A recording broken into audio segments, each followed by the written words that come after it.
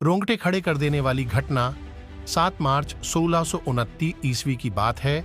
ठाकुर सुजान सिंह अपनी शादी की बारात लेकर जा रहे थे। 22 वर्ष के सुजान सिंह किसी देवता की तरह लग रहे थे। ऐसा लग रहा था मानो देवता अपनी बारात लेकर जा रहे हों। उन्होंने अपनी दुल्हन का मुख भी नहीं देखा था। शाम हो चुकी थी, इसलिए रात्रि विश्राम के लिए छापोली में पड़ाव डाल दिए। कुछ ही क्षणों में उन्हें गायों में लगे घुंघरुओं की आवाजें सुनाई देने लगी। आवाजें स्पष्ट नहीं थीं, फिर भी वे सुनने का प्रयास कर रहे थे, मानो वो आवाजें उनसे कुछ कह रही थीं। सुजान सिंह ने अपने लोगों से कहा, शायद ये चरवाहों की आवाज है, जरा सुनो वे क्या कहना चाहते हैं।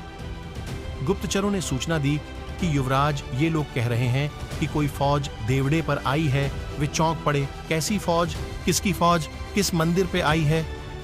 जवाब आया, युवराज, ये औरंगजेब की बहुत ही विशाल सेना है, जिसका सेनापति दराब खान है, जो खंडेला के बाहर पड़ाव डाल रखी है।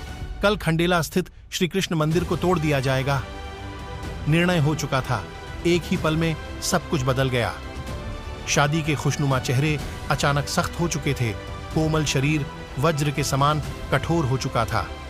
जो बाराती थे वे सेना में तब्दील हो चुके थे। वे अपनी सेना के लोगों से विचार विमर्श करने लगे। तब उनको पता चला कि उनके साथ सिर्फ 70 लोगों की सेना थी। तब रात्रि के समय में बिना एक पल गंवाए उन्होंने पास के गांव से कुछ आदमी इकट्ठे कर लिए। करीब 500 घुड़सवार अब उनके पास हो चुके थे।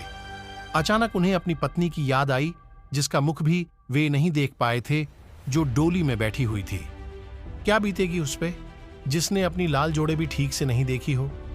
वे तरह तरह के विचारों में खोए हुए थे। तभी उनके कानों में अपनी मां को दिए वचन याद आए, जिसमें उन्होंने राजपूती धर्म को न छोड़ने का वचन दिया था। उनकी पत्नी भी सारी बातों को समझ चुकी थी। डोली की तरफ उनकी नजर गई। उनकी पत्नी मेहंदी वाली हाथों को निकालकर इशारा कर रही थी। मुख पे प्रसन्नता के भाव थे। वो एक सच्ची क्षत्राणी का कर्तव्य निभा रही थी, मानो वो खुद तलवार लेकर दुश्मन पे टूट पड़ना चाहती थी, परंतु ऐसा नहीं हो सकता था। सुजान सिंह ने डोली के पास जाकर डोली को और अपनी पत्नी को प्रणाम किए और कहारों और नाई को डोली सुरक्षित अपने राज्य भेज देने का आदेश दे दिया और खुद खंडेला को घेर कर उसकी चौकसी करने लगे। लोग कहते हैं कि मानो खुद कृष्ण उस मंदिर की चौकसी कर रहे थे। उनका मुखड़ा भी श्री कृष्ण की ही तरह चमक रहा था। 8 मार्च 1669 को दराब खान की सेना आमने सामने आ चुकी थी। महाकाल भक्त सुजान सिंह ने अपने इष्ट देव को याद किया और हर हर महादेव के जयघोष के साथ 10,000 की मुगल सेना के साथ सुजान सिंह के 500 लोगों के बीच घनघोर युद्ध आरंभ हो गया। सुजान सिंह दराब खान को मारने के लिए उसकी ओर लपके और मुगल सेना के 40 लोगों को मौत के घाट उतार दिया। ऐसे पराक्रम को देखकर दराब खान ने पीछे हटने में ही भलाई समझी, लेकिन ठाकुर सुजान सिंह रुकने वाले नहीं थे। जो भी उनके सामने आ रहा था वो मारा जा रहा था। सुजान सिंह साक्षात मृत्यु का रूप धारण करके युद्ध कर रहे थे। ऐसा लग रहा था मानो खुद महाकाल ही युद्ध कर रहे हों। इस बीच कुछ लोगों की नजर सुजान सिंह पे पड़ी, लेकिन ये क्या, सुजान सिंह के शरीर में सिर तो है ही नहीं। लोगों को घोर आश्चर्य हुआ, लेकिन उनके अपने लोगों को ये समझते देर नहीं लगी कि सुजान सिंह तो कब के मोक्ष को प्राप्त कर चुके हैं। ये जो युद्ध कर रहे हैं वे सुजान सिंह के इष्ट देव हैं। सबों ने मन ही मन अपना शीश झुकाकर इष्ट देव को प्रणाम किए। अब दराब खान मारा जा चुका था, मुगल सेना भाग रही थी, लेकिन ये क्या, सुजान सिंह घोड़े पे सवार बिना सिर के ही मुगलों का संहार कर रहे थे। उस युद्ध भूमि में मृत्यु का ऐसा तांडव हुआ जिसका अंदाजा इसी बात से लगाया जा सकता है कि मुगलों की 7,000 सेना अकेले सुजान सिंह के हाथों मारी जा चुकी थी। जब मुगल की बची खुची सेना पूर्ण रूप से भाग गई, तब सुजान सिंह, जो सिर्फ शरीर मात्र थे, मंदिर का रुख किए।